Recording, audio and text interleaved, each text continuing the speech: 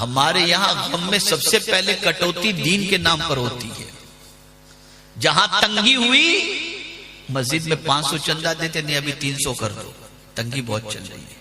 لیکن mobile recharge کرائیں گے, گاڑی میں پیٹرول بھرائیں گے, ایئر کنڈیشن چلائیں گے, بچوں کو کپڑے دلائیں گے, چاکلیٹ دلائیں گے, سب کچھ کریں گے.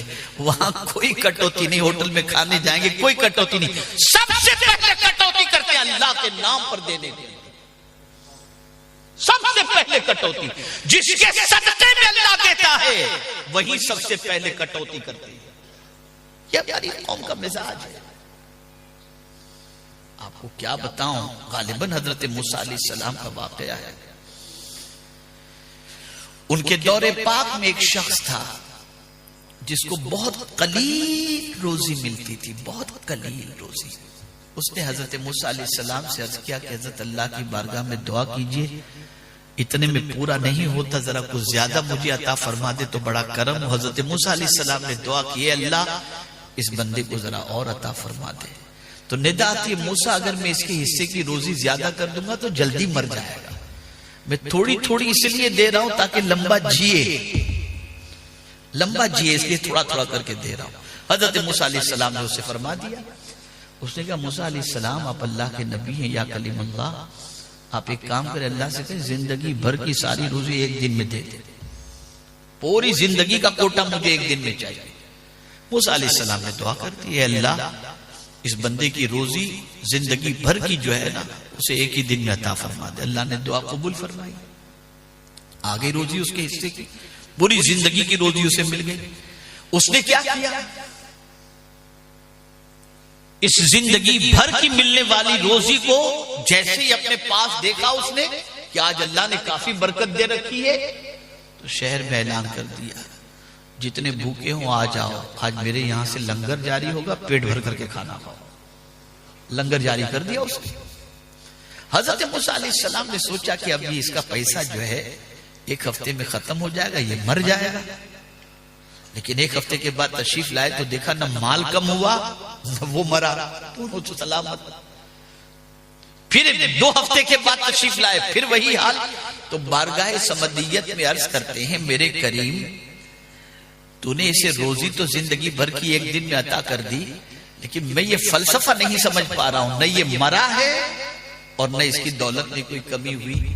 تو رب نے ارشاد فرمایا, میرے موسیٰ میرا ایک اور قانون بھی تو ہے نا, من جاء بالحسنۃ فلہ عشر امثالھا, جو میری راہ میں ایک دیتا ہے میں اسے 10 عطا کرتا ہوں. تو میں نے اس کو زندگی بھر کی روزی دی تو اس نے میرے نام پر لٹایا, یہ لوگوں پر لٹاتا جا رہا ہے, میں اس پر لٹاتا جا رہا ہوں. کس نے کہا اللہ کے نام پر دینے سے کم ہوتا ہے؟ یقین کمزور ہے آپ کا. کٹوتی ادھر کی آپ نے, رزق میں تنگی شروع, ادھر بڑھاؤ, دو اللہ کے نام پر, کھلاؤ اللہ کے نام پر.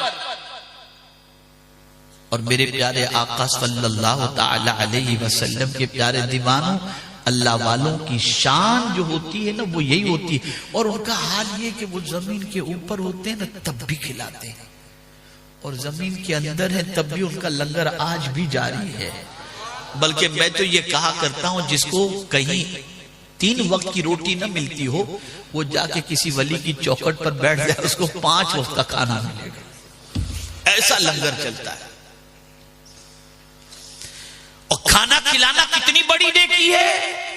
تو سیدنا غوث پاک رضی اللہ المولا تبارک و تعالی عنہ ارشاد فرماتے ہیں, میں نے اعمال کے دفتر کو کھنگال کر کے دیکھا تو فرائض کے بعد جو عمل سب سے پاورفل ہے وہ بھوکوں کو کھانا کھلانا ہے.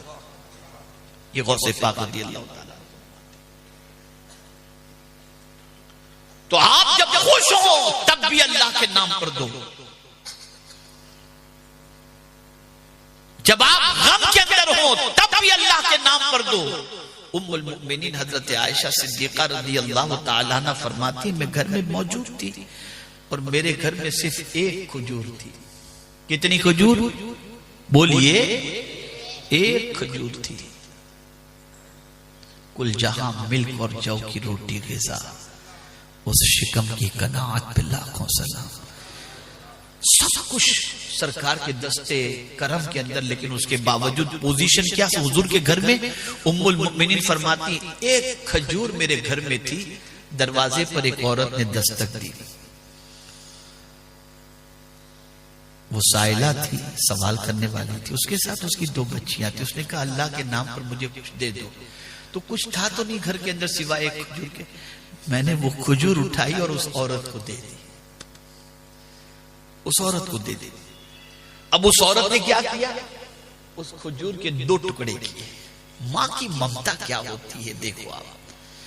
اس عورت نے کھجور کے 2 ٹکڑے کیے، آدھی ایک بچی کو کھلائی، آدھی دوسری بچی کو کھلائی، اور خود بھوکی رہی. ام المؤمنین نے رسول اعظم صلی اللہ علیہ وسلم سے اس کا ذکر کیا کہ کیا ماں کی ممتا اتنی پاورفل ہوتی ہے کہ خود